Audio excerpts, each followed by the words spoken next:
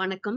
நம்ம இப்ப இந்த வீடியோல என்ன பார்க்க போறோம் அப்படின்னா, income from salary ready book problem number 34 தான் இப்ப நம்ம இந்த வீடியோல பார்க்க போறோம். எஸ், ப்ராப்ளம் பார்க்கலாமா? Mr. Rao is working in a company at Vijayawada. Salary rupees 9,000 per month. DA rupees 6,000 per month. Commission at 2% on sale of rupees 8 lakh. Bonus rupees 6,000. Employer contribution to PF 14% of basic salary. Interest credited to PF at 11% amounted to rupees 5,500. He paid Rao, அதாவது ராவுக்கு வந்து pay பண்ணிருக்காங்க. Life insurance premium rupees 8,000. Calculate taxable amount of RPF contribution. ஓகே, இப்ப இந்த recognise provident ஃபண்டோட contribution taxable portion எவ்வளவு அப்படின்றது தான் இப்ப கொஸ்டின். சரியா? எஸ், இது ரொம்ப ஈஸியான ப்ராப்ளம் தான். இப்ப இங்க கொடுத்திருக்கிறது என்ன அப்படின்னு பாத்தீங்கன்னா, எம்ப்ளாயர் கான்ட்ரிபியூஷன் வந்து பேசிக் சேலரியில 14%. இங்க கொடுத்திருக்காங்க இல்லையா 9,000 per month. இதுதான் பேசிக் சேலரி. இதுல வந்து 14% எம்ப்ளாயர் கான்ட்ரிபியூட் பண்றாரு. நம்ம எக்ஸாம்ஷன் எவ்வளவு கிளைம் பண்ணலாம் அப்படின்னா 12% ஆஃப் சேலரி. சேலரின்றது இங்க சேலரி வரும், அண்ட் டிஏ வந்து ரிட்டையர்மெண்ட் பெனிஃபிட்டோட என்டர் ஆச்சுன்னா அது வரும், and commission on turn over வரும். இப்ப இங்க டிஏ வந்து வராது, ஏன்னா இது வந்து ரிட்டையர்மெண்ட் பெனிஃபிட்ல என்டர் ஆகல. அதனால பேசிக் சேலரி எடுத்துக்கலாம், கமிஷன் எடுத்துக்கலாம். எஸ், நம்ம இப்ப போடலாமா அந்த ப்ராப்ளம்? ஓகே, பாருங்க.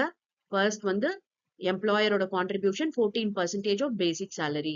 பேசிக் சேலரி 9,000 இன்டூ 12, அதாவது 1,08,000. அந்த 1,08,000ல 14% போட்டோம் அப்படின்னா 15,120 வருது. ஓகே, அதாவது 9,000 per month. அப்ப ஒரு வருஷத்துக்கு எவ்வளவுன்னா 1,08,000. அந்த 1,08,000ல நம்ம 14% கண்டுபிடிக்கிறோம். அதுதான் இந்த 15,120. இப்ப இதுல வந்து 12% ஆஃப் சேலரி நம்ம மைனஸ் பண்ணணும். அதுதான் எக்ஸம்ப்டட். ஓகே, இப்ப இந்த 12% ஆஃப் சேலரி அப்படின்றத நம்ம கண்டுபிடிக்கணும். அப்ப சேலரின்றது என்ன அதுல அப்படின்னு பாத்தீங்கன்னா, முதல்ல இந்த பேசிக் எடுத்துக்கலாம்.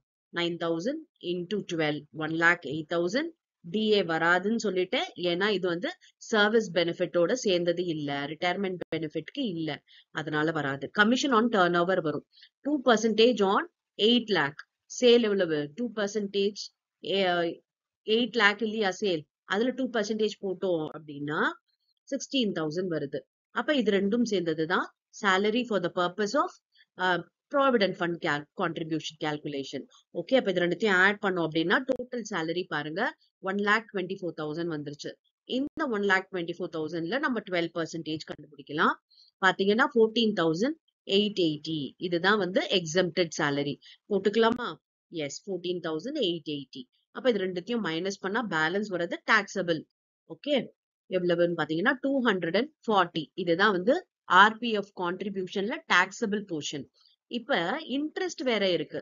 இன்ட்ரெஸ்ட் எவ்வளவு அப்படின்னு பாத்தீங்கன்னா 5,500.